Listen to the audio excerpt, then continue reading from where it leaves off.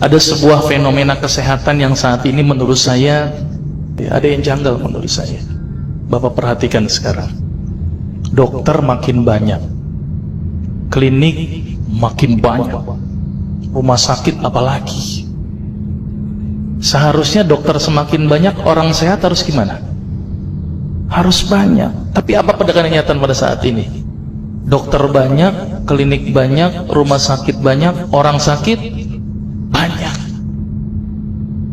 Ini yang salah siapa nih Pak? Dokternya atau pasiennya Pak? Karena saya dokter, saya salahin pasiennya. Ternyata pasien itu makhluk yang pasrah menurut saya. Semua yang diresepkan dokter ditelan itu tanpa mereka tahu apa ya obat yang mereka minum. Ini yang menurut saya cukup menggelitik. Nih ada apa di sini?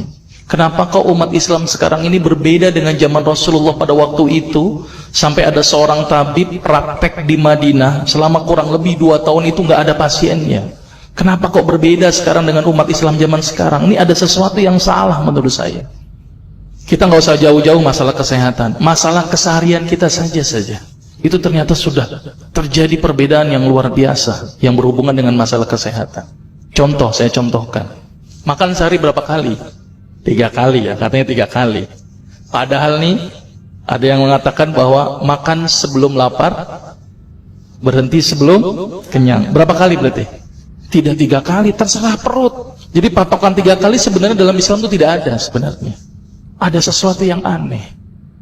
Maka itu saya sempat berpikir, ini jangan-jangan ini ada sebuah kesalahan dalam diri saya. Maka itu saya setelah lulus dokter, saya melanjutkan kuliah lagi, tapi tidak ngambil spesialis gitu ya. Jadi saya ngambil kuliah lagi jurusan tafsir hadis gitu ya. Ketika belajar hadis itu banyak sesuatu yang menurut saya luar biasa yang tidak pernah dikupas. Ya, ilmu kesehatan yang luar biasa tetapi tidak pernah dikupas.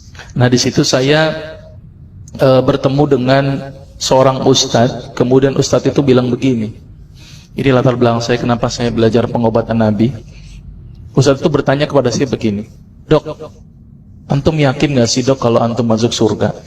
Saya jawabnya pada waktu itu apa?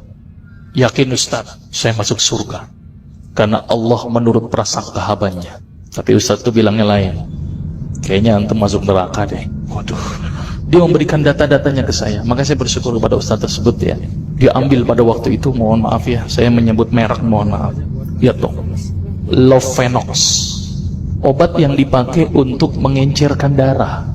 Biasanya diberikan pada penderita penyakit jantung, stroke dan gangguan bekuan darah. Di situ tertuliskan kata apa? Porsin origin. Ada yang tahu porsin? Porsin itu isinya Pak, babi Pak. Saya bilang, waduh, berarti dok kalau antum resepin porsin satu pasien, antum telan itu obatnya.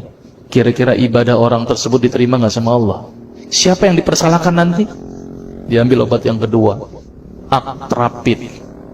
Apa itu? Insulin. Tulisannya apa? Human insulin.